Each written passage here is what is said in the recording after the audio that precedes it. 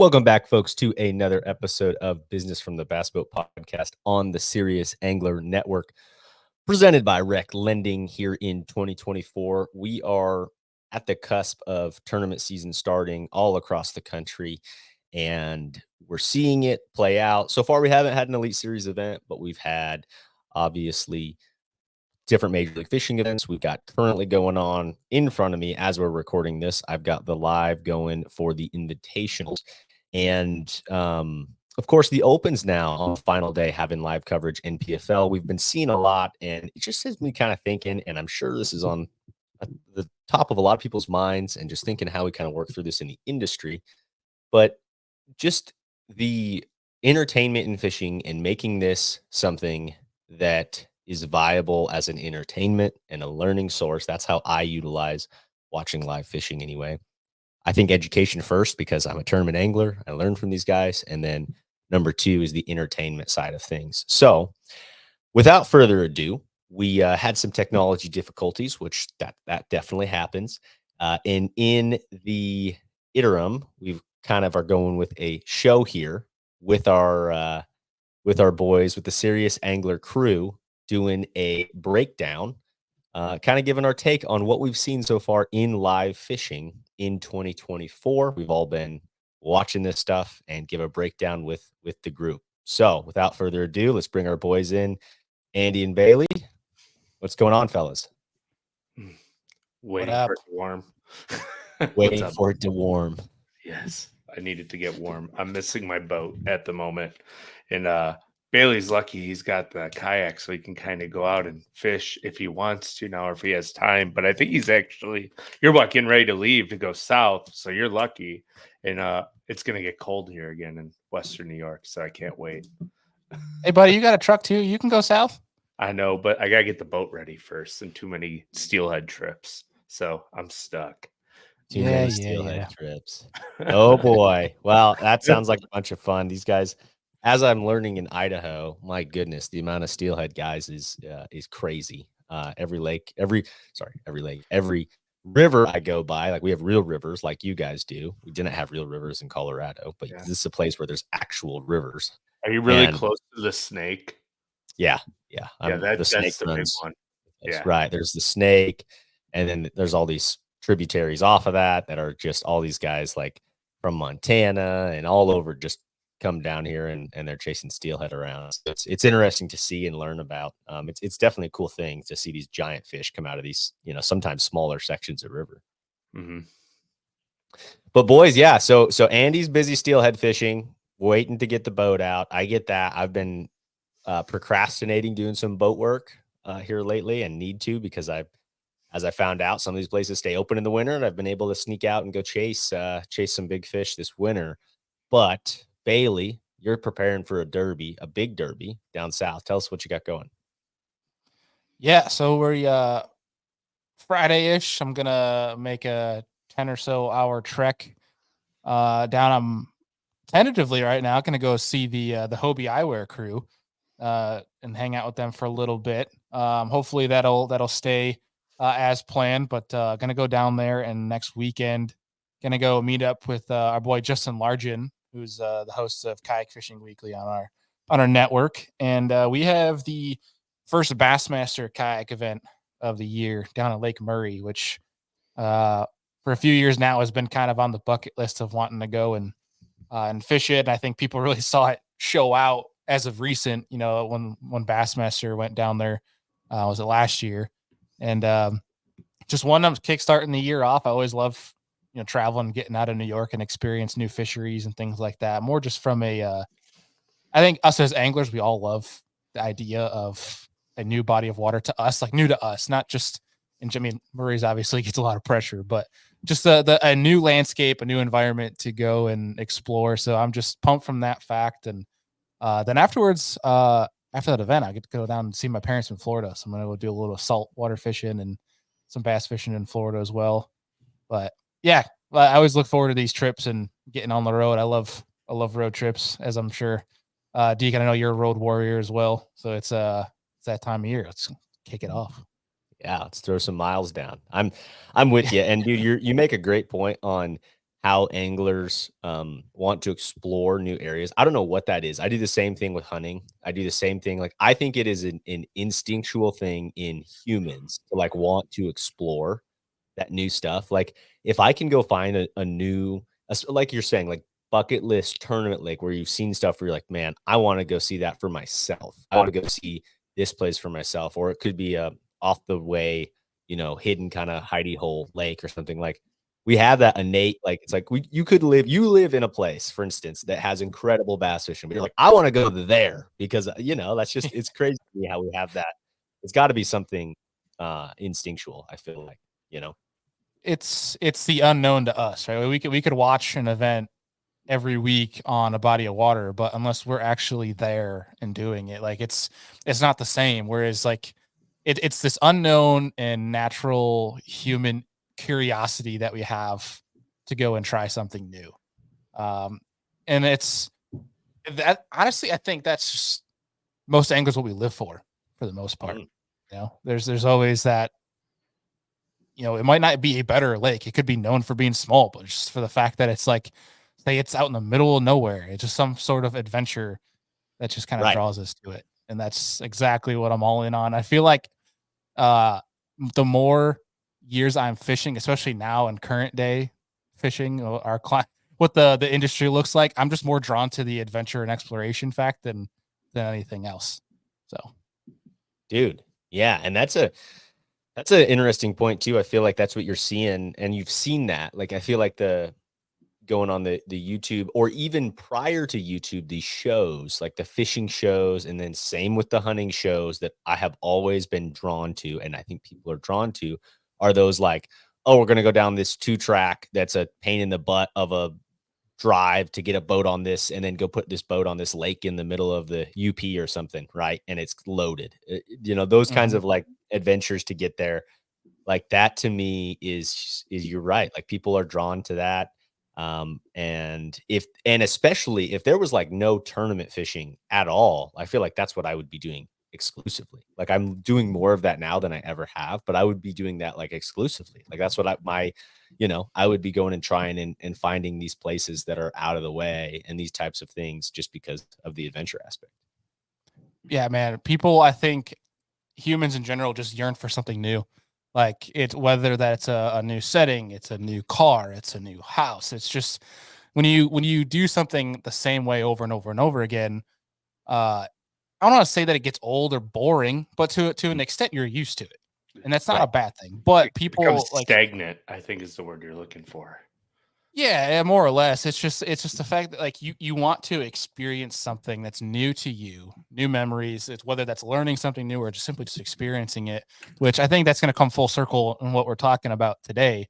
But it's just something, man, that I think that like as a viewer, well, we can kind of just kick right into it. Like a viewer doesn't Mhm. want to watch the same thing happening every single tournament, Right. every single location, right? So they want to see some sort of mix up, even if it's something that hasn't been recent. You know what I mean? Like it could have been a tournament location 5 years ago, but now it Mhm. feels new because it's been a long time.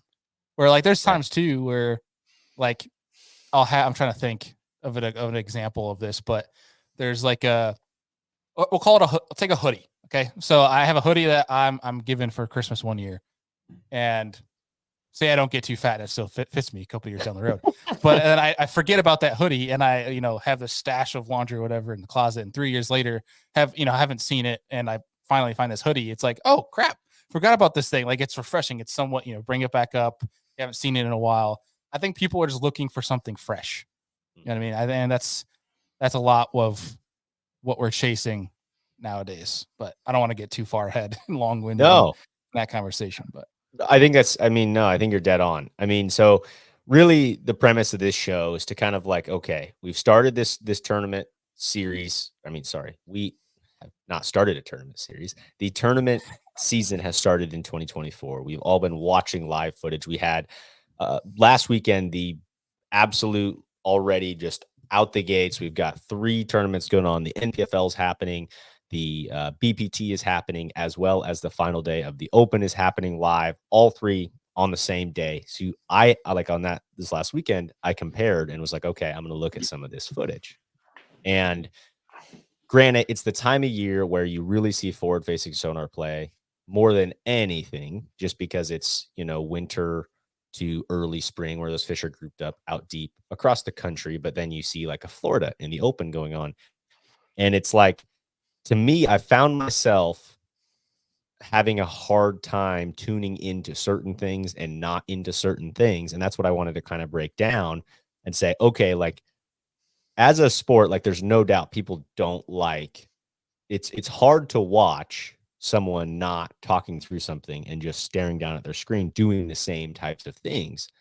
And it's like, how do we make this coverage better? We've kind of seen some of the live show up on the graph. We've seen some of that stuff. But what was your takeaways, both of you, from the live footage we've seen thus far? What was kind of your takeaway? What did you like? What didn't you like going into the start of this season on tournament coverage, which is now all live? Like that's the trend there. We've seen that for a while now where everything is live for the whole day. Kick it off, Andy. Well, I mean, I think there's a couple things that you can take away from it. It's that there's less talking, less education from an angler standpoint. I find it very hard to watch. I haven't watched very much, to be completely honest, but when I have tuned in for a couple brief moments, it's like, okay, in Florida, I know Okeechobee, they're watching them on beds and they're not really talking through what they're doing. They're just casting head down the whole time. So I find myself turning away from it as much as I love tournament fishing and looking at other places to get information from recently, like going to YouTube and watching YouTube channels to see what works best this time of year. And it's unfortunate, in my opinion, how much anglers are looking down. It's boring to me, to be honest. I can't watch it. So I look forward to something different. Yeah, man. And I love it. Like I love forward facing sonar. Right. Because it's something I use every day, but it's so hard to watch other people's using the technology in every single event. Like Florida is a place that you'd think that we'd be able to escape from it. And then last year, Tyler Rivette proved us all wrong. And now everyone thinks they have to do it to win a derby. Yeah, it's such a interesting topic because I feel all three of us are in the same position on it. And I think we all feel the same dilemma as avid anglers that love the sport, but also can see, like, I feel like we're in a position where we can see both sides of things and where we all absolutely love. Right. And I think with the preface again is these are three anglers here for people that are watching or listening that we're not pro anglers or anything like this. We're just giving you our personal point of view. We're not talking with some sort of credibility, just a different point of view. So stick with us here. And it's that absolutely love the hell out of using forward facing sonar. I've learned so much, not even just from a fishing and catching aspect, but so much about fish, how they behaved, like different things that you would never have known if you didn't have forward facing sonar. From that being said, I love it. I love using it. I also love turning it off and going and fishing without it, being more, intrinsic and with nature and just letting instincts roll. But from a viewer standpoint, getting to your main question, Deacon, I'm seeing what people were complaining about the end of last year, the smallmouth derbs being carried already to the beginning of the 2024 season because the way the schedule's rolled out and the way fish are setting up in these fisheries and how the fisheries are looking to anglers at the beginning of the schedule, it's the same thing. It's rolling right into the season and people are like, oh, Okeechobee, like we're going to see some punching, some bed fishing, some frogging. We're seeing the same thing. Guys are looking down, as you referenced earlier, Brian New on Bass Talk Live, how like he looked up and 80 other boats are all staring down at the screen. It's one of those things where I look at this and I try to, I can understand why a lot of people, especially a 100% fan, that their whole involvement of it is they want to watch. I can understand the frustration, the overwhelming just boredom. I'm going to use that term from this because I don't know how else to describe it, of these tournaments as a viewer. I can understand why this is extremely boring to watch because I saw that. Me as an avid angler, I watch it because I want to learn, but that's hard to do when guys aren't walking through what they're doing. If the commentators aren't helping describe what's going on, and we're gonna come around full circle to that. But also, as an angler, I 100% understand when that is your career, that's your job, that is your living, that you have to use the best means possible that you're allowed to use to give you the best chance to win, or at least to make as much money as you possibly can. So I want to start that off of like that's three different perspectives we're looking at. But also anyone that is out there that's going after the anglers, you need to put yourself in their shoes. Like if you have a job, which hopefully all of you guys do in some capacity, is Something there. if you had the equipment to do your job to the best of your ability to make the most money out of that, wouldn't you be using the same thing? So don't blame the anglers for this. This is not an angler problem. No. This is and I think a lot of this is this whole forward-facing sonar debate is there's two things. One, we can talk about the biological effects of fisheries, which I think one, we cannot talk about, at least the three of us, because we don't have the credentials to. But two, like in talking with our friend Stephen Barden as a fisheries biologist, there's not enough studies done yet to even give a confident, plan of attack on if it does affect fisheries as much as some people are claiming it is. So I don't think there's some comment on that yet. And then two, we look at tournament fishing on this platform and we view it as this big thing because it gets the most attention in the bass fishing realm. You have that and you have YouTube. And when you see that, obviously you think, oh, that's everything now. But in the grand scheme of things, tournament fishing, when we look at the big picture of bass fishing, tournament fishing is minuscule on the board. Yeah. So it obviously that is why a lot of this is getting so much attention. But in the grand scheme of things, we're okay. Right. We're okay in bass fishing. Like the fisheries are okay. They're doing well. If you want to go pick up a spinner bait and go down the bank, you can still catch them just like that. Don't think because this is what the pros are doing. Them better.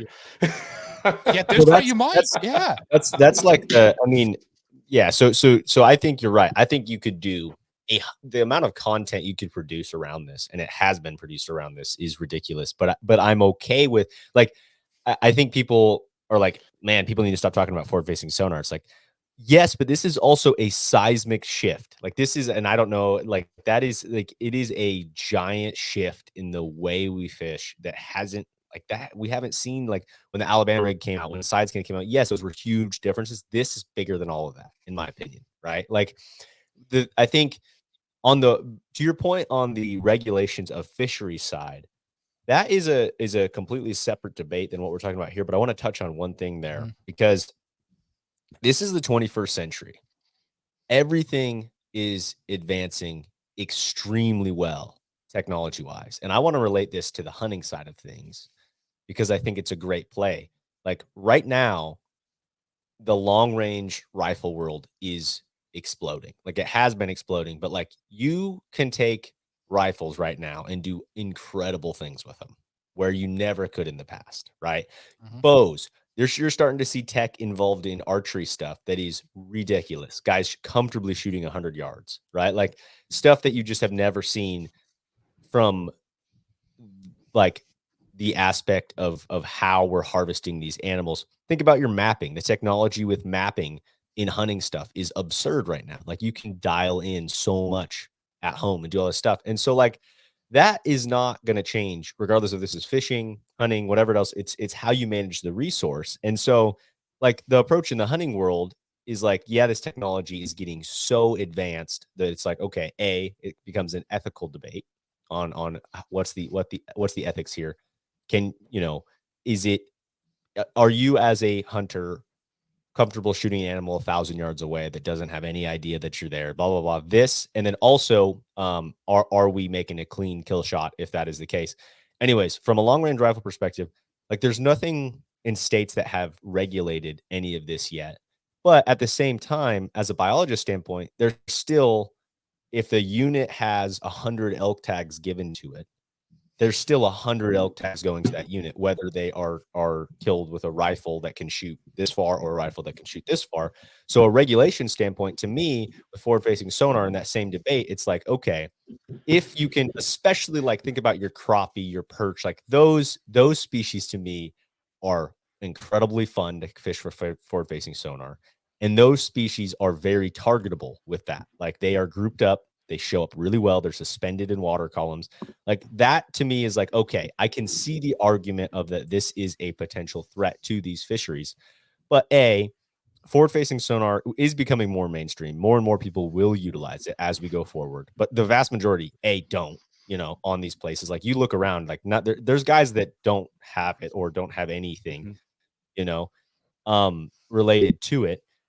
But it just becomes it's the same with regulations as far as like, okay, if you have a 25 fish limit of crappie, like, yes, it could get dangerous if guys are just destroying and taking all that. But hey, a lot of guys who are using this technology aren't necessarily keeping every fish that they catch. And then Mother Nature protects itself. Like I truly think we're going to see a time frame here where more and more fish get caught on the bank, in the grass, in places that are hard to access with this technology, because it's going to happen. Like I promise you, you're already seeing where guys are having to change baits or back far off of fish. Like that's going to continue to get worse on these fisheries that are hit hard, and it's going to make it harder for guys to do that kind of stuff. And the technology will continue to get better. It's just, I don't know. There's a lot to this, and this is kind of going off of the task at hand, talking about the tournament coverage. But to me, it's something that is not going to change and going to continue in any aspect of hunting, fishing. It's just managing the resources, I think, is a debate for everything going forward. The technology is just going to continue to get better and better. I think on that, and I know to reiterate, we're getting back to tournament fishing. I think this is the call to action. I think if you're watching or listening to this, this is your call to action. If you are against or at any point worrisome about this technology, this is the time to invest and get involved in your state's fishing game. Like this is the time, because these are the people that control how many fish are allowed to be kept from such fishery on a daily basis. That is who decides that. So these your creel surveys and your limits you're allowed to take from certain bodies of water or certain fish species, they are set for a reason, because that is what the biologists and the people way smarter than us have decided a fishery can withstand. And they don't just set it once and be like, we're good for the next 20 years, boys. We'll be all right. No, they do this year by year. I mean, I can't comment on how actively throughout the year, but it's a year by year basis. And if there was an issue, they would bring up the issue, but they're not going to jump to conclusion right away. So this is the time to be investing in those people, because those people are ultimately the ones, beyond, like Deakin said, the Mother Nature themselves, that is helping protect the fisheries. Yeah. So that's the time to do that. These people aren't going to just be like, yeah, we're going to let the crappie die out in Oklahoma. We'll be all right. Right. They're going to take action before it's a real problem. So have faith in that. And I understand some states, I'm the first one that I complain about our fishing game all the time. It's a time to take action to that and really support it, if you will, of whether that is making a donation, whatever, supporting a program, going to your sections meetings and voicing your opinions or your concerns. This is the time to be doing that and being more active in our sport beyond just participating in the fishing or catching. Yeah. And I think you can take it even further than just like forward facing sonar, right? It's environmental factors like killing weeds improperly, or handling invasive species like snakehead and peacock bass and clown knifefish and round goby getting into certain bodies of water. Like the only people that can change and help that is the public of that state of where those issues are rising and killing off predatory fish that are coming in from people just dropping them in waterways. But I want to digress real fast and kind of go back to Okeechobee. Don't you think forward facing though kind of showcase that lake is still alive and well, even though all the environmental factors that are going on there, like how they're killing off all the grass, the bass are still there. They're just Oh, changing yeah. the way they live, and forward facing is helping exploit the population. They're still catching giant fish, and everyone's like, "Oh, Okeechobee's declining; it's on its way out." And then Scott Martin drops the biggest 3 fish day limit that we've ever seen in a tournament.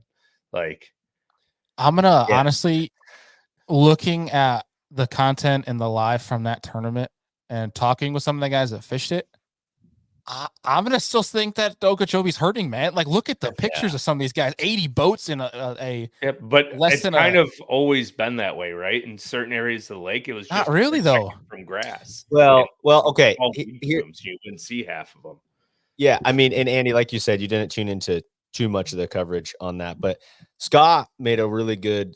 Uh, Scott is super crafty, and I've always noticed this with him. Of like, if he is in the limelight and he's doing his job to get in the limelight, like he's gonna talk about sponsors and talk about things that are important to him, uh, and family and these kinds of things. But he talks, obviously, he's a big proponent of saving Lake Okeechobee. He did a huge breakdown on live while fishing what's going on there, and it sounds like it's in a fairly dire state. I think my takeaway from that, Andy, was that yes, there's some big fish that are learning to survive in that situation. There's a good population that is, but yeah, you look at the coverage and that kind of place, like that water is so high that it is stopping the grass from growing in those situations that have always kept the water clean, and these types of things that we all know really makes big grass makes big bass. Like solid, healthy grass fisheries turn out giants. And so that is what his concern was. These fish are still spawning and doing the thing. Your point is valid that in Florida, there's always like the has and has not, have not areas, right? Like everyone concentrates on a section. But to me, there's still a lot of damage occurring on Okeechobee. And that was the point of it all, was like these fish are living on mud clumps and on crap that like is not They sustainable to shouldn't. continue to grow big bass anyway. No, I Yeah. get it. It's just, I guess my point was it still shows that there's still fish there to be caught, and it's allowing us to understand what they're doing when their traditional environment has been destroyed, right? Like they're adapting and surviving the best that they can. And Yeah, Yeah, like that's I mean, fair. like Deacon said, Mother Nature is always going to protect itself. But yeah, absolutely. I just, man, I don't know. I think Yeah, that's I one mean, where we're not all from Florida, It, so we don't see what's going on. We it's a let the tough subject, biologists. right? I'm just trying to give a counter argument. That's all I'm doing. So yeah. trying to Yeah. keep the conversation going. I mean, yeah, and I think that whole side of a debate is different because in the tournament fishing world, right, you're seeing this coverage. And for me, the number one reason I watch tournament bass fishing is education. And then my number two reason is entertainment. And I still am getting tidbits of education from watching these last tournaments, but I find myself distracted, doing other things, listening, and kind of having it on the background, which has always been a thing. But like when a guy is changing locations and fishing docks and then going in frogging in the grass and you're seeing that decision making occurring, I think that is so much more entertaining to watch and understand from an education standpoint. The number one reason I have always said I love bass fishing more than any other type of fishing and tournament bass fishing is because you can turn you can catch them so many different ways. Like you can have your guy that was the finesse guy be right in contention with the guy that's punching mats on the same body of water. And to me, that has always been the coolest part is like I'm someone who gets bored with things easily. Like I find myself like finding new hobbies and doing it like in the hunting and fishing world. And so that's what's always been so cool is like you go to a body of water, you don't know what to expect. You have 14 rods out on the deck because you don't know what's going to happen. And like these types of things. And now my concern is on some of these events, you know how it's going to be won. You know what 9 of the top 10 are going to be doing. And if they're all looking down at their feet, it's hard, especially if they're not talking through it, to learn and stay engaged as a viewer. You know what I mean? Yeah, it really is. And I'm gonna be the first one to call myself out here. Is that last year I had that mindset of like I love when the guys are still using forward because I'm from that standpoint learning. It does make a giant difference on whether or not one, the commentating crew can facilitate it, but two, if the angler themselves can talk through what they're doing. Like you have some guys that are just dead silent, that it is just like when they're just looking down, not casting, not speaking at all, and they're panning, doing their thing, which I want to say I understand. Like if I'm in a position where I'm focused, I'm contention to win a tournament, like I totally understand. I'm not knocking that. It's just more of when you look at it from production value, it's really hard for somebody to watch that, especially when they're not like the three of us, where they're not looking actively seeking, information and advancement from a understanding how as an angler. When you're looking at it from like just a general consumption, you love bass fishing, you want to watch, it is freaking boring out of your mind. And I think that is one where it's like, as humans, we need, especially folks like myself with ADHD, you need active stimulus over and over, which is where a swim jig in the grass, throwing a chatterbait, throwing a topwater, that's where that comes into play. That's what makes bass fishing exciting. It's the same reason why people on social media look at these giant saltwater topwater blowups and they freaking lose their marbles over it, because it's exciting. And I understand that this is where our sport's at, but man, I gotta say, if I'm one of the trails right now, and I know there's so many ears left and right, but the way I'm looking at it and the way that everything's being perceived, and again, I don't know the numbers, so if the numbers are good, I can see why they won't change a thing. But like if I'm looking at it, I think the trail right now that either puts a limitation on amount of transducers you can use or goes back to say no forward. Like I think that trail is gonna kill it, honestly, because it goes back to forcing guys to catch them without it. I don't know. I know that's a heavy statement, because that tries to imply a significant change, which I don't think I have any sort of credential to say so. That is just simply opinion. Just wanted to put the asterisk there. Well, and like an opinion on that standpoint, right? It's like, why won't they allow anglers to use the Alabama rig for whatever allows them within their state laws? Or like you can think about like a Keith Poche or a Mark Menendez when they've won tournaments doing something else from the crowd. Why don't they allow guys to use different boats for events, limit transducers, bring other baits into the mix that they weren't allowed to use before, and kind of make it more of an open playing field instead of everybody just throwing a 3-inch minnow bait on a ball head? Yeah, I want to see Poche digging out a tunnel to some backwater hole in his boat. I'd love to watch that. Yeah, or like the one that always resonates in my mind is the Mark Menendez tournament on Lake Dardanelle, where he was like pulling rocks because somebody dropped rocks in this canal that he was going back to. Right. So he had to like dig it out with like the oar on his boat just to try to get through. Like, allow that stuff to happen as long as it's legal tournament waters. Like, if they have an advantage to go back there, I understand like minimum horsepower requirements, so make the minimum like 150 and let them run the boat they want to run on whatever body water they go to. Like, make it more. You mentioned that. Yeah. I was say you mentioned that yesterday, Andy, and I think that's such a good idea. Like if you can, one, I think it also helps anglers be more marketable too, from a boat company perspective. But like you mentioned, how allowing guys to run however many boats and different boats they want throughout a tournament, I think that just makes it fun. I think that just adds tournament setting. You can't change your boat every day. When you show up to a tournament, that's the boat you have to run, right? But like wherever venue they go to, like if they go to like Winyah Bay, right? Like on South Carolina, and you have all these little offshoots off these rivers. How much fun would it be to watch all these guys in these little tin boats and jet motors running up in all these places that you never seen live coverage, and the camera works and they're catching them in like 6 inches of water where they had to jump 7 logs to get back to it. It'd be awesome to see winch their way in. Yeah. Like, and just playing devil's advocate of all of these points here. There's some people will be like, in the opens, you have a co-angler or you have a marshal and it's a safety factor. Well, that's why you have waivers. That's what waivers are for. You can't be involved in the tournament if you don't sign this waiver. Say, hey, if you get paired up with Keith Poche, chances are you're going to be jumping something.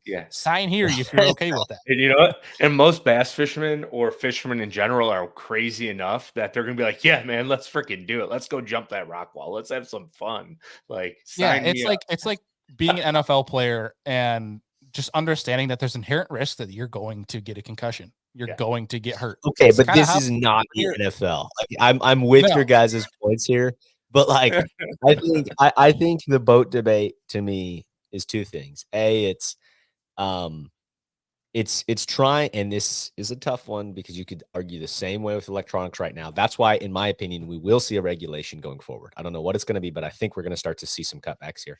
But from an expense standpoint, guys are like, okay, it's an unfair advantage for Pro A to have the financial funds to run two different boats and take them across the country and say, okay, I have a shallow water boat and then I have my deep V for when we're up north.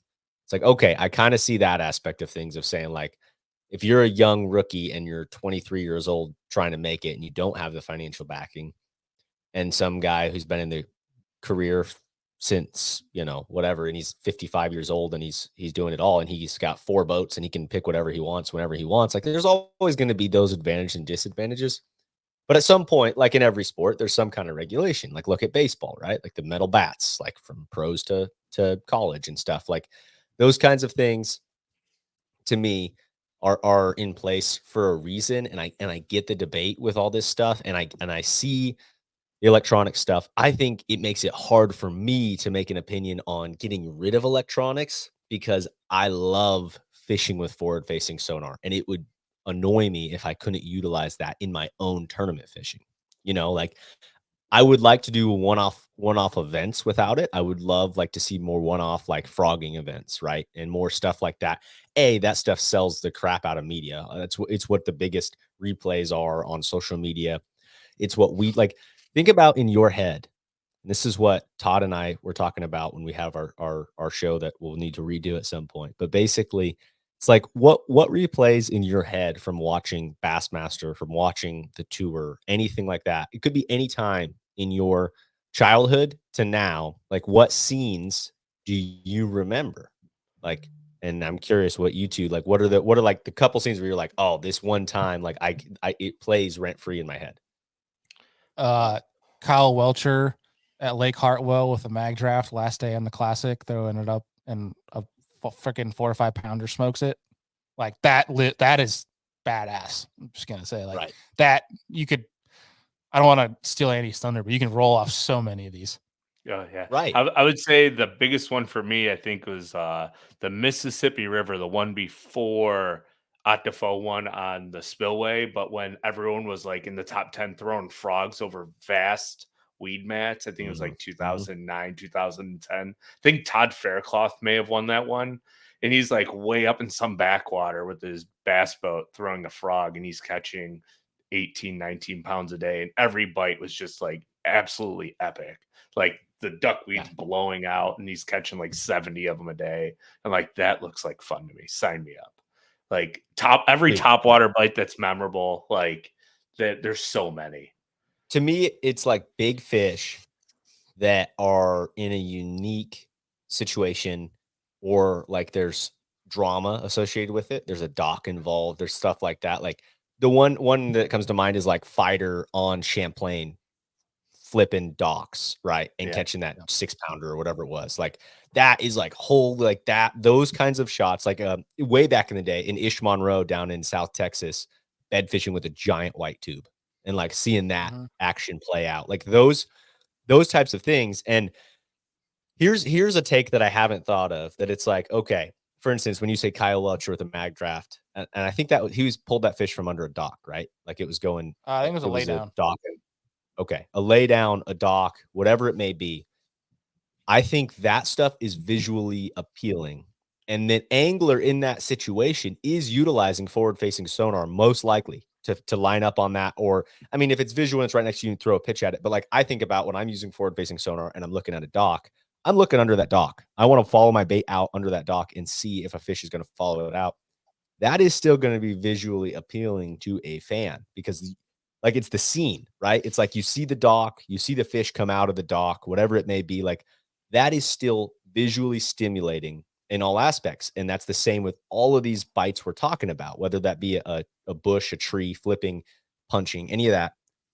But when you have guys in the abyss, like out in the middle of nowhere, it's hard for the angler and the tournament organization to make that interesting without really digging into the questions. Like, I want to know that there's a creek channel out there and he's in the middle of the channel and he's working his way out of this. And this is why he feels like these fish are there. But sometimes it's hard to explain anything because you're like, I don't know, man. I just started scoping in this bay and they're here, right? And they're in the middle of nowhere. It's hard. It's hard for the viewer unless there's a lot of talking going on. It's just not visually appealing. It's just the ocean and a guy looking down at the screen. Yeah. It sounds like what you would like to see, or like, and it would never happen, right? And I'm not saying it's something that you'd like to see, but like, could be a cool rule change where they implement like on certain bodies of water, like a depth allocation of how deep they can actually use forward facing sonar. It would never happen, but could you imagine if they're Right, like, well, like the old okay, days of you like the can use it to the holes. you could use it to a Remember that? 15-foot contour line break, and you can't go anywhere past that. And if you're past that, then it's like a 5-pound penalty per day or something ridiculous. Like it would never happen, but like it makes the anglers be um more informative about what they're doing and the decisions they're making and why they're making casts. So it's like limiting what they can do, but it's a more along the lines of making them talk more while they're fishing. That's way more appealing to the general public, Right. but you're limiting the So amount of hard. water that they can fish. Yeah. Yeah, it makes it Right. Like messy. how do you stay focused? Like I think Chris Zaldane one time said, I'm willing to he does such a great job of talking through when he's on Mhm. Bassmaster Live of what he's doing, right? And at the end of the day, he probably is missing out on opportunities by taking that time to focus and talk through the camera of like, hey, here's what I'm doing. This is what I'm doing. He's viewing this, in my opinion, as like, okay, this is going to make me look really good for sponsors. This is going to make me look really good to people interested in learning and all these types of things. Yes, I'm in the middle of a tournament, but like, here's the benefits that I see from doing this. But like, that is a rare breed. You don't see that with a lot of guys, right? Like, you see guys dialed in, and I understand it of like being dialed in, but by doing that, you are making it super visually unappealing to people watching. So it's a very difficult thing that I think we have going on with our sport right now, regardless of technology and all of that. It's just making it harder in these situations. And it'll get better, right? There's still going to be those fish catches, those frog bites, those bed fishing situations, those things that, in my opinion, are really fun to watch as we get into the spring and on these places or dock bites and all this stuff where you are still utilizing forward facing sonar, but it's visually appealing. But like, there's just going to be more of the open. Like, we now know there's fish out there all the time, and there's going to be guys that are just doing that year round. Like, that just Let is me what ask it is. this question real fast. Sorry, Deacon. I didn't mean to cut you off there at the very end, but Yeah. like, we're talking in our group chat about this, and I forgot who mentioned it, but like the Spro tournament, right? Like the frog tournament on Gunnersville or Chickamauga. What if like these little regional, like 1-day events start proposing like live coverage? Do you feel like they would be able to take away viewership because they have more exciting venues, like limited to one single bait, no forward facing, just throwing a frog however you want? Do you think they would be able to get more general public viewership just on the fact that it's more visual bites? Anglers may talk about what they're doing more, etc. Yeah, I think if you're a brand, this is a genius idea, and I think we're obviously giving them a great marketing idea here. Like if you're a Spro, you go and sponsor Bassmaster and say, "Hey, we'll pay you, 200 grand to go and live stream our event for frogging one day. Like we're gonna find 10 or whatever, 5, 10 regional hammers that we have here. We're gonna stick a camera in their boat, and like Bass receives the numbers, but Yeah. also Spro, it's just genius marketing. Like that, I think is smart from a brand side. Like because there's a bunch of those around. There's the Bill Lewis rattle trap events. John You Cruz had can the free name, missile ones for a while. I don't yeah, know. you Still do. could list a whole crap ton of them that have them, and I think those are great. I think those are awesome. I think people really enjoy fishing them. Most of them, I think, have some charitable involvement too, which I think is awesome for the sport. But in the scheme of tournament fishing, and I don't want this to come off as negative because again, I try to be the biggest advocate for fishing, but also tournament fishing. I love them all, but I think when we're using the term "grow the sport," I think nowadays we need to use that term in regards to fishing, general fishing, Because when we talk about growing sport tournament fishing, I think it's grown. I think it's overgrown. I think it's too dang full. I don't think Really? there's. I think I at this rate, looking at it, man, I just from the industry side, seeing how much to an extent, much money that's out there and guys that are trying to do it. It's I'm all beyond for trying to allow as many guys and gals the opportunity to live their dream of fishing full time. Well, I just think that there's in tournament bass fishing, there's a capacity to that. Just Totally. like there is like in any other sport. Like there's a NFL. roster size. I mean, there's ways that you're finding other people make that living outside of tournament fishing, but that's that's a whole other conversation. But when we're talking about tournament bass fishing, I think the way I look at it, I think it's grown to its capacity. And I think if there's any room to improve, I think that the when you're an up and coming angler and you look at how these tournaments are being won, you're like, okay, I got to get really good forward facing sonar because every event has some capacity is being won with these.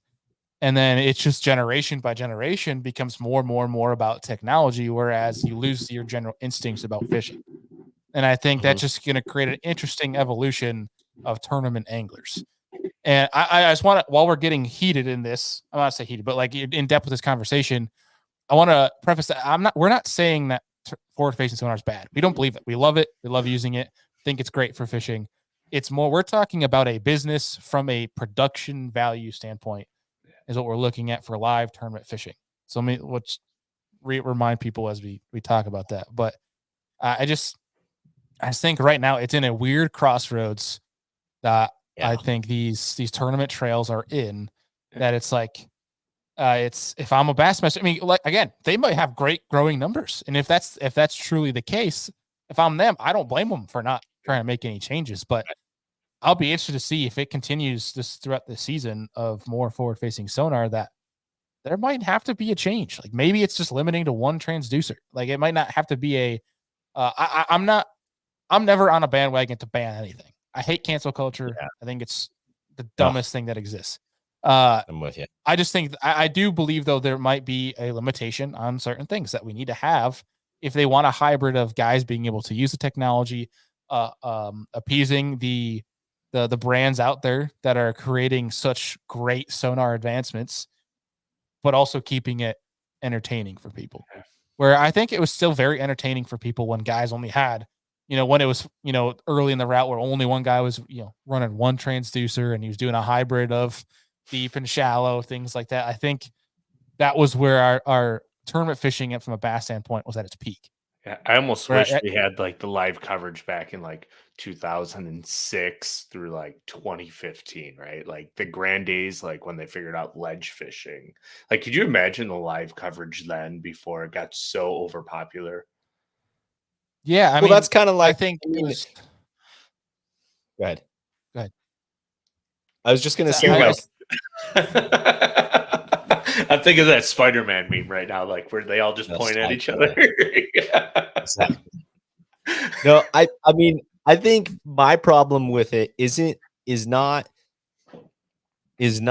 the high level technology. I understand some of that aspect. For me, like, I'm just trying to compare this to other like sports, the way it's set up currently, being that it is a single person at the highest level, a single angler competing. The same way that you see like bull riders, the same way that you see bowling, the same way you see golf. Like those are the three comparisons to me. And golf is by far the biggest sport out of all of those. And it's like, okay, how many people watch golf that don't play golf or maybe play at a very low recreational level? But like the popularity of watching golf and the pressure associated with a guy on the golf course at the end, like that is what I feel like the dive in of what people are looking into. And this is kind of what Todd had a good point on this. It's like that pressure, that crack of like watching that person go through that mentally. Like, how do we make people feel that way when watching bass fishing? Because it used to be too. The other good point is like we used to not have live coverage. So you could take all the production of a tournament and turn it into something really cool in that, 1 hour, 2 hour show, right? That we would see with like the Bassmaster Elite event on this place. And the production team did a really good job of like following through that tournament and what was happening and having all these different shots. And of course, the highlight reels of catching a 7-pounder or whatever it is. But you got to see this progression in all of this in a shortened window. Now we get to see all of it, which is great. We get to learn more, but it's a different ball game when it gets a little bit more boring, right? When it comes to this live for a audience that is outside of tournament anglers or people like ourselves that understand deeply what's going on. So it's such a tough thing in my eyes. And I just want it to be, I want it to grow from a viewership perspective to make it more economically feasible for guys at the top level to tournament fish. That's what I would love to see. And it's hard to do the way it's structured because the vast majority of people watching it are people who are tournament anglers, which is great, but I just don't know how it ever gets past that. That's a hard question to ask. And again, it's coming down where it's three jabronis here talking here. So there's going to be higher powers that be that make these decisions. But For sure. I don't know. I don't know if I have a good solution for it. And I hate being the guy that brings a problem to the table without a solution. But I think that the way it's going right now, man, like I think that it's just not a great direction. I don't think tournament fishing is in a bad place. I just don't think it's in a place of it's going to grow any larger than it already is. I think it could be moving to a stagnant place is where it's going. I think it's in a place that's very vulnerable right now where there's a lot of negative risk if they keep down, if it keeps going this way of guys just looking down at forward facing sonar, where I don't think there's much opportunity to go up and attract new viewership. I don't think that's there right now. Yeah. No, I agree. Now, when you say growth too, because there's two different things here, because I think it would be cool, and this especially just being where I'm at in the country on the western part of the state, I think there's the opportunity to grow tournament fishing out here with anglers tournament fishing. I mean, like having more local events that have more people who want to tournament bass fish. Now, there's a lot into that debate with funds and everything else, right, that go along with this. But to me, that is what like I see opportunity in growing more people doing this as a hobby, fun thing, just like a golf, just like anything else, just like going fun fishing, but making it, I like the tournament side. So like, I see that opportunity for growth. I agree. I do not see we already have 3 professional tournament leagues happening, quote unquote, right now that are live and do all this stuff across the country.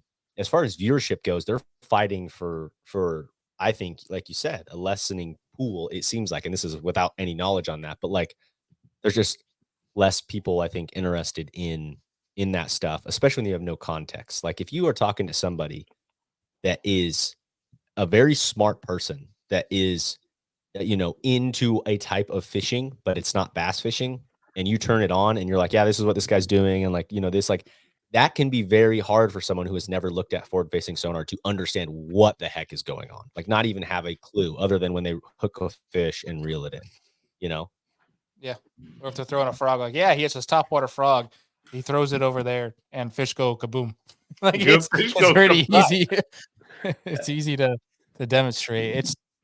We're in an interesting time, man. And I think one point of this too, to understand, which is why it makes this complex, is that while fishing might be, people always use in the industry the saying that fishing, the industry wise, is always 10 to 15 years behind everything else, which I definitely think is true. There's a lot of people that are against forward facing sonar because they want it to be like the good old days. And it's one of those things where I can understand why there might be some passion behind that statement and some, like, especially if you went through it type of deal. But you got to understand that everything in this world, not just fishing, evolves, and it has to evolve. There's always going to be advancement. You can't stay locked in one spot forever. Because again, like we talked about at the beginning, people always want something new. They want to see something fresh. You give them the same product over and over and over again, it's, again, you said, it becomes stale. So it's one of those things where I think we need to keep evolving. People need to understand that forward-facing sonar at this rate is not going to go anywhere, but there needs to be some sort of correction, I think, on the tournament side of live professional fishing, bass fishing. There likely needs to be some sort of correction if they want to maintain from a business a viewership. And I think I think it's gonna have to happen. Yeah. No, I think that's kind of, we're all in a fair agreement from that perspective of like, it's just it can be hard to watch in those events, especially when everyone's doing the same thing. Now, I'm gonna retract and say the event that's going on right now on the Invitational on Rayburn, I have enjoyed watching the final day on that. A lot of people are still looking at their feet. But, you're seeing 6XDs getting thrown, you're seeing big jigs, you're seeing stuff, like, that's a variety. I think that's the thing for me, is, like, the variety. Like, that's what I wanna see, is I wanna see the differences there, and then the ability for anglers to talk through it. But, like, when it's an event where what we saw last week on Toledo, where every single person's doing the same thing, it doesn't even really get you excited to see them catch a 5 or 6 pounder, because it doesn't really affect their day, as far as a 5 fish limit. That's a whole different debate. But like that just wasn't nearly as appealing. Like, I had a really hard time staying focused watching that versus when guys are doing different things. Yeah, I feel bad. I forgot who it was, but it was yesterday. I was tuning in, and there's some younger kid gave me some faith left that we can fish in other ways, because he was skipping a buzzbait into bushes and catching them. And I Oh, it's Cal can't Lane. remember who it was. Cal Lane. Was it Cal? Okay. Yeah, he's sitting Yeah. in third right now. Sign me up for that bite, by the way. That sounds fun. Yeah. I just tuned. I'm like, okay, there is some faith. We can make this, fishing still multifaceted. It's, again, this is just a big picture, a lot of theory that we're talking here, because this was really, I feel like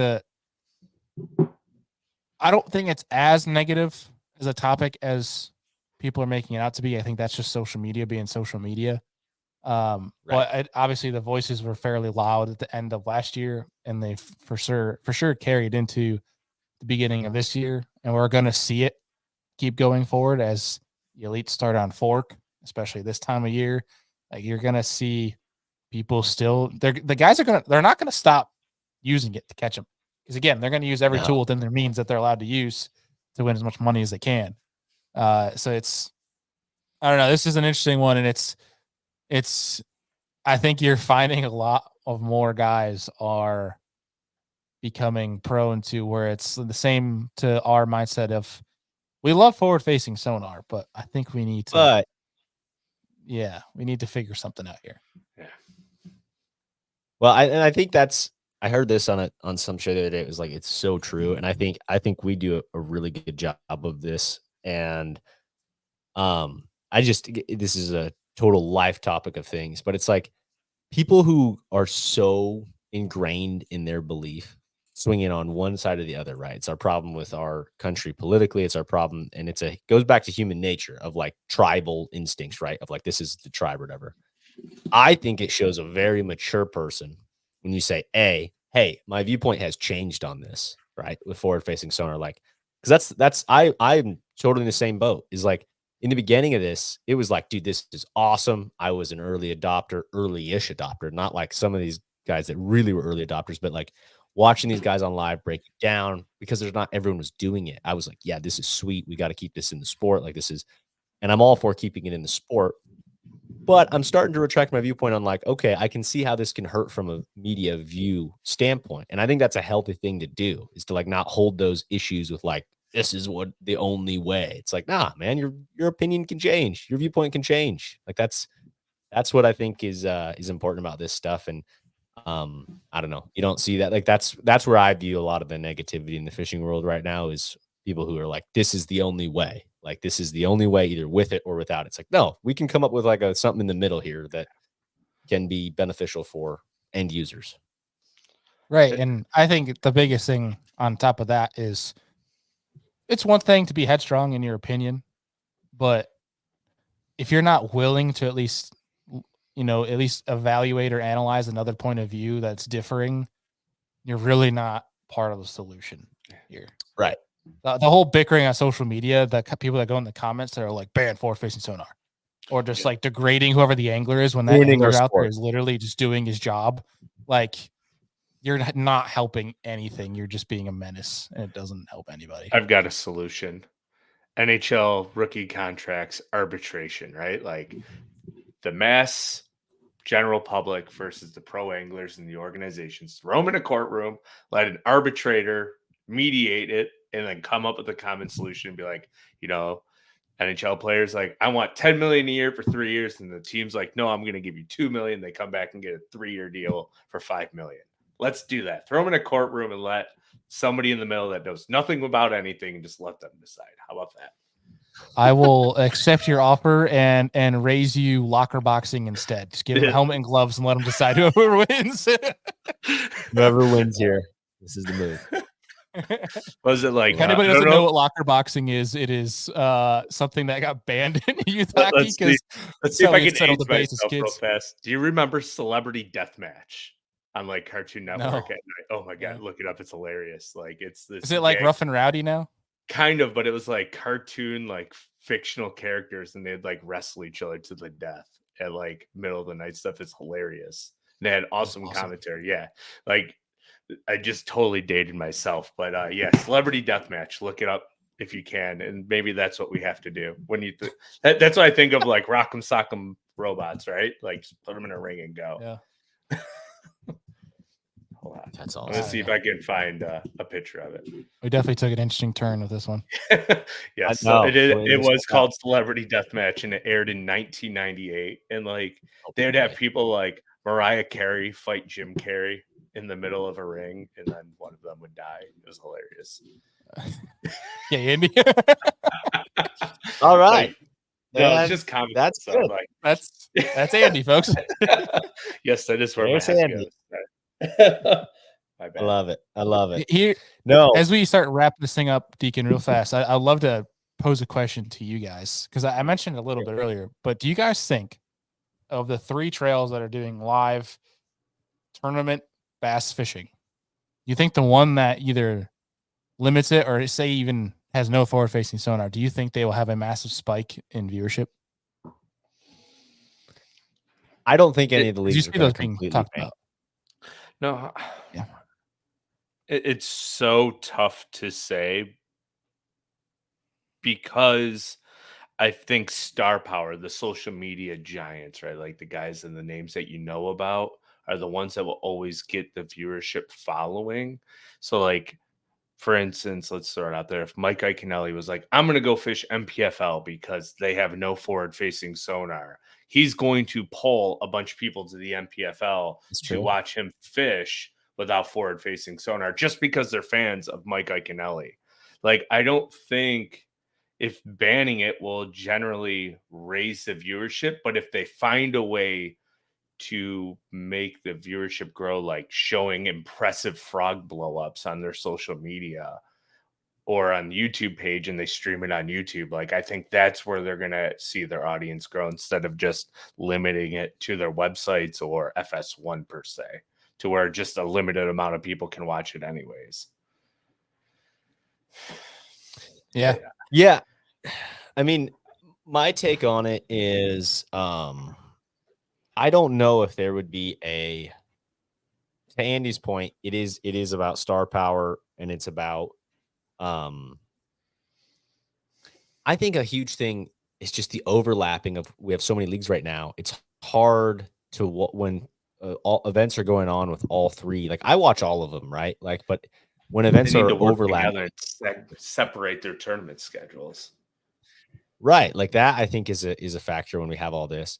As far as viewership going up, if there were to be no forward facing, I think people would certainly tune in to something like that. I find it hard to imagine one of these leagues adopting no forward fit, like as a hard set rule, no forward facing sonar. I find it very hard to think that anyone is going to stop that because that's what everyone is doing right now. And that would be a huge shift, be a huge shift for graph companies. It'd be a huge shift. I don't see that occurring. I think people would absolutely tune in. Like you're seeing these one-off events across the country right now that are no forward-facing sonar. Like you just have to have it off of your boat in an event, which I think are cool. Like I think that's a fun one-off event. I'd love to fish one of those as a one-off event. I think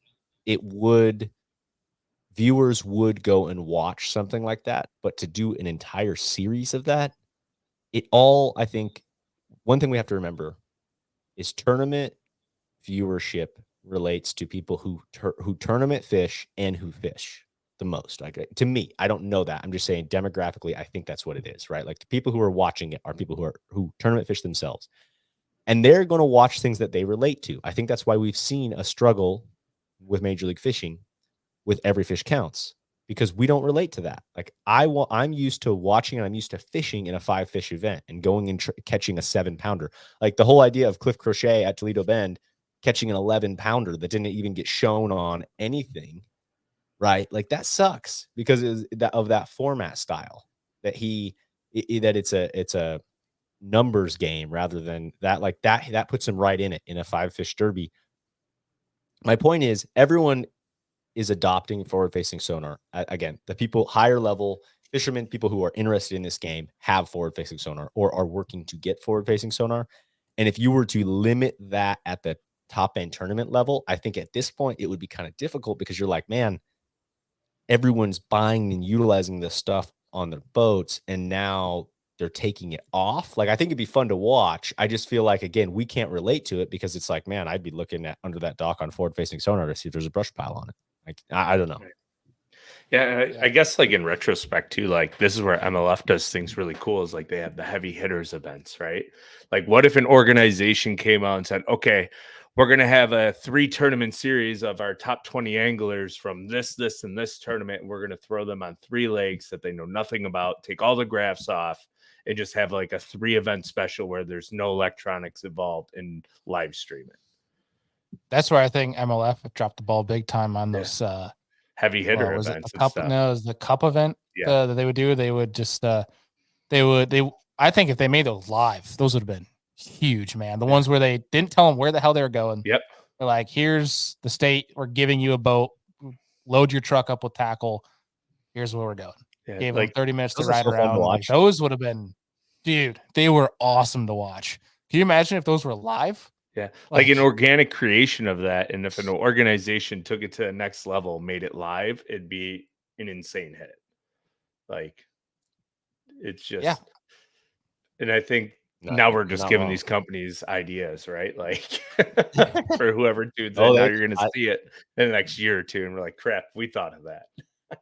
I'm sure they have been talked about, and I mean, no, I agree. Like, I think it is needed. I am really curious to see what we see as a progression in, like, say, the next 5 years. You know, like 5 years from now, it will be very interesting to see what tournament live coverage looks like.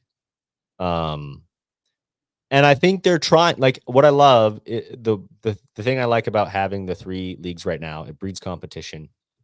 A, one of them might get knocked out, but B, you're seeing guys try things by connecting forward-facing sonar to watching it, right? And saying like, okay, do the viewers want to see this type of stuff?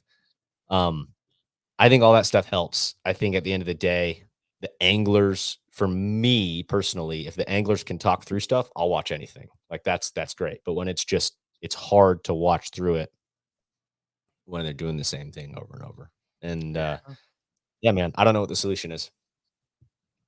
Give me more Hunter Shryock, Wacky Senko in 6 inches of water underneath a certain dock on a certain lake, tangling with a 10-pound giant, right? Like an 8+ pound giant, and trying to unravel that thing. Like that's the stuff that's exciting to me. That's the stuff I want to watch. Dead on. And it'll happen still. It's just less of it, right? So unfortunately. That's right. Well, guys, is there anything else you want to go over here before we kind of wrap things up? No, but I do want to challenge all the viewers who are watching this on YouTube to kind of comment down below in the comment section of what they think would be a good solution for a tournament organization to increase live viewership. I think that could be a fun, engaging way down here in the comments. I'm interested in what everyone who is tuning in on what their thoughts are, instead of just saying ban it or keep it. Like, I want to know what somebody's opinion is on how it could be better. Yeah, give a insightful solution, not just screw it, get rid of it. Like, don't like it could be your opinion. That's fine. Feel free to say ban forward-facing sonar, but literally give a solution beyond just saying let's get rid of it. Because again, nobody loves cancel culture. Yeah. But no, I think we talked about a lot of the technology, and from the goal of the show is from a tournament perspective, as a business, as a viewer, where we think it is, where we think it's going. I think we gave a lot of insight to that. I'd say my only thing that I would love to see the trails do, and even anglers that are at this level, when we talk about the guys that are dead silent, that are hard to watch, that are even hard to learn from, which is the reason, like, Deacon, you're talking about the reason you watch, is let your personality show. Like, I understand if you're a very, internal, shy, quiet person, how that's very challenging. And I'm never gonna try to like make somebody go full out and be somebody they're not. But like, I love seeing as of late guys that are willing to let their true self be shown. I think like a great example of that is Luke Palmer, and he's been doing that through his YouTube channel, where the dude's hilarious. Obviously, we have some time with Luke a bunch on the show and hanging out with him at events and such. So it's like obviously we see that, but like it's cool when guys are allowing themselves to be themselves on live television, and I think that's really why people attach themselves to watching Bassmaster live. And a great example of that from last year's, like Pat Schlapper, dude's freaking hilarious. Like letting guys, I as a trail, I am trying to push guys to be more and more open with, their personality. Whether you're a guy that is, very headstrong, calls people out, like let them do that. Like we need rivalries. We need these bouts in tournament fishing. I think every sport you see that. I think fishing needs that.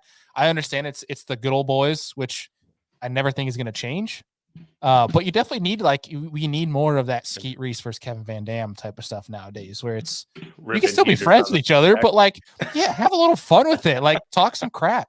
I think we need some of that. I think, and guys that are on live, like, man, just talk through what you're doing, because that's the only reason or only way people are going to learn. It's the reason they stay watching once they click on that. But I mean, also selfishly as an angler, like when you let your personality out, your chances to get sponsors go through the roof. You're growing. I don't want to say like you're automatically going to get big money from it, but like you have an easier way of people attaching to you. It's building that community versus a dude on a screen. Yeah. Mm-hmm. Mm-hmm. No, man, I think that's a great way to wrap things up. I think that's what I'm drawn to with watching tournament fishing, a lot of that stuff. And I think one thing to remember too is just like there's still going to be stuff on the bank. There's still going to be topwater stuff. And in my opinion, it very well could get better on some of that stuff, because stuff is going to get so pressured out. Like stuff changes, like, right? Like how fast did the fish get conditioned to the Alabama rig on certain bodies of water? It was ridiculous. Like personally watching that happen, so just my take. I think that we're going to see a resurgence at some point of bank guys that catch them really good in places. Now, being consistent on the bank's very hard, but I think that like some of that stuff's gonna play out as we progress here. So it's not all doom and gloom. There's going to be plenty of great tournaments this spring that are won close to the bank, or at least part of their bag is coming from the bank. Right. Yeah, I'll add on. I know it's not tournament fishing, but I mean, there is part of that on YouTube. But if you're not liking what you're seeing on live tournament fishing right now, just know there's 100 different YouTube channels out there right now of guys punching, frogging, throwing a spinner bait, or guys that literally do it in tournaments that do that you can go watch too. So the content's still out there. It's just, at the end of the day, if you're choosing to see negative about this, you're going to be negative. If you're choosing to see optimism, we're going to be in a good spot. Yeah. No doubt about it. No doubt about it. Well, guys, great way to wrap that up. Thanks for getting this in. And yeah, man, looking forward to the next couple of weeks here. We got the classic coming up. It's February. got some time for ice out. But yeah, if you're able to travel, get south, enjoy getting out there, and man, we'll see you guys down the road here. Fantasy fishing too coming up, guys. Anyone interested on our fantasy fishing shows on the Serious Angler Show? We've got that. And I guess before we completely get off, again, we keep extending this, but any news from the Serious Angler side of things, from Lure Lab, anything that you guys see coming recently that we need to talk about for people to turn their eyes to in the next couple of weeks? Andy, you just dropped a recent Lure Lab on spinnerbaiting in the spring. Yeah, we had Drew Gregory on. It's a long-winded episode, but there's a lot of really good nuggets in there. So to help you catch more Drew fish. talking long? What? It's funny. I got a text from one of the viewers, and he goes, "I was wondering why the Lure Lab episode was so long this week," and then I clicked it, and he goes, "Oh, that's why." We like to poke fun at Drew. And the drop a name on it was John King. So it was like you would expect that. Oh, of course. John. Yeah, I was laughing. Like 7:30 this morning, I wake up, like I'm doing stuff, and I see I'm like, I can't even respond to him right now. Like I was laughing. Yeah, great Lure Labs. I'll say when this episode's dropping, if you're watching the same day it drops, tomorrow night, 8 p.m. Eastern, we're going live on Serious Angler with a one that I have been trying to line up for a very long time, and I am super excited about it because you guys know I love the fishing culture we have here, but I also love studying the Japanese fishing culture. We're having on Bassmaster Elite Series Pro Takumi Ito on the show live tomorrow night, so that it's going to be a lot of fun. Yeah, that's freaking awesome, boys. Well, great. Yeah, we can't wait to tune into that live and see some language barrier struggling. Although he's gotten very good at English, but like that stuff's awesome. I eat that stuff up. Yeah. Great. It's gonna be good. All right. I'm excited for that. No doubt. Well, folks, I'm sure at this point when this comes out, the Super Bowl will be done with, but I hope everyone had a good Super Bowl weekend. And with that, we will wrap things up. Talk to you guys later.